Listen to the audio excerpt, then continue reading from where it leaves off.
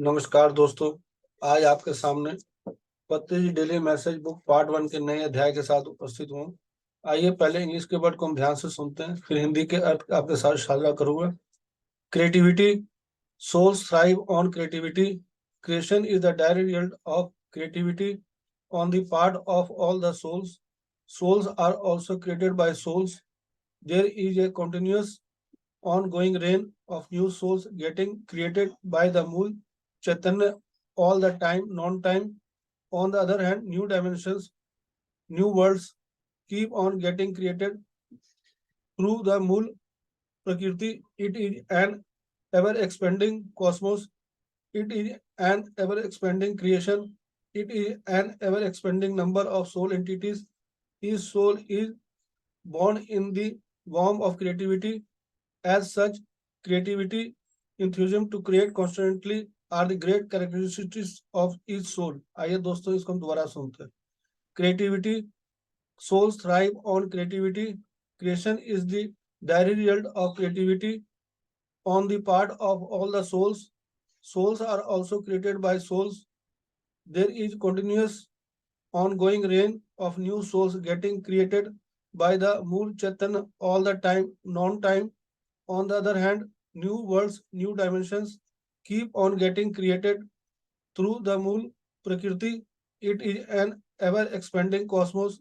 It is an ever expanding creation. It is an ever expanding number of soul entities. Each soul is born in the womb of creativity. As such, creativity, enthusiasm to create constantly are the great characteristics of each soul. आइए दोस्तों इसके हिंदी के अर्थ को बड़े ध्यान से सुनते हैं।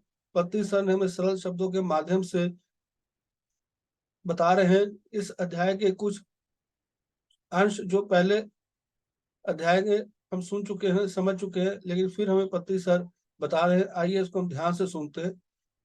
रचनात्मकता। आत्माएं रचनात्मकता पर पनपती हैं। सृजन सभी आत्माओं की रचनात्मकता का परिणाम है। आत्माओं का निर्माण भी आत्माओं द्वारा होता है।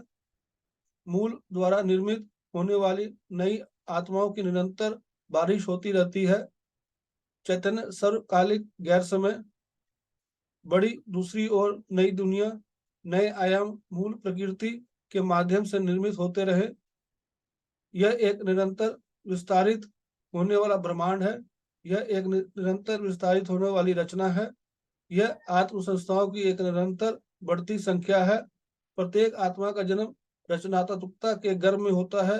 इस प्रकार रचनात्मकता निरंतर सृजन करने का उत्साह इसकी महान विशेषताएं है प्रत्येक आत्मा की। इसमें आत्मा की रचनात्मकता के बारे में पत्ती हमें सरल शब्दों के माध्यम से बता रहे हैं। आइए थोड़ा सा विस्तार में इसको हम दोबारा सुनते हैं। रचनात्मकता। आत्माएं रचनात्मकता पर पनपती हैं। आत्मा का जो रूप है रचनात्मकता के रूप में पनपती हैं, उन्हें बढ़ती हैं, अपने निखरती हैं। सृजन सभी आत्माओं की रचनात्मकता का परिणाम है। आत्मा का जो सृजन, जो एक मानसिक प्रक्रिया है, उसके अंदर नए विचार और नए जो कॉन्सेप्ट, जो सारे नए उपाय जो आते हैं, उसके रचनात्मकता के द्वारा ही आत्माओं में आता है, उनको बता रहे हैं। आत्माओं का निर्माण भी आत्माओं के द्वारा होता है। आत्माओं का निर्माण भी आत्माओं के द्वारा होता है। ये हम जो सरल शब्द पत्ती हमें सब बता रहे हैं, जितना हम नियमित रूप से ध्यान करेंगे, स्वाध्याय करेंगे, संजय संगति करेंगे, इसके माध्यम से इन शब्दों के गहरे अर्थ को हम अच्छी तरह समझ पाएंगे। मूल द्वारा निर्मित होने वाली नई आत्माओं की निरंतर बारिश होती रहती है। मूल द्वारा स्वयं द्वारा निर्मित होने वाली नई आत्माओं का निरंतर बारिश होती रहती है, उनका जन्म होता रहता है, बढ़ते रहते हैं। चैतन्य सर्वकालिक गैर समय उन्हें बता रहे डायमेंशंस, न्यू वर्ल्ड्स के बारे बता रहे हैं।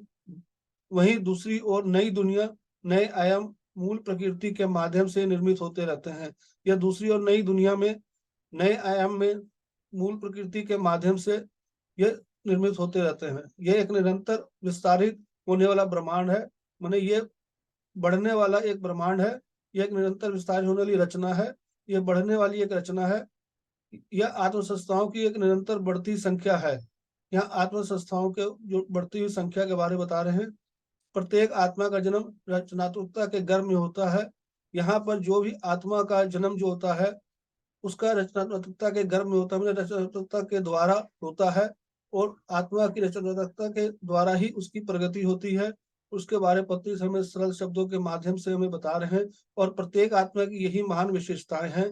और आत्मा की जो विशेषताएं हैं, इसमें उनके महान विशेषताओं के द्वारा ऊपर हमने जो भी अभी आपके साथ शेयर किया उनके बारे में बताया। प्रत्येक आत्मा की विशेष ये महान आत्म विशेषताएं हैं।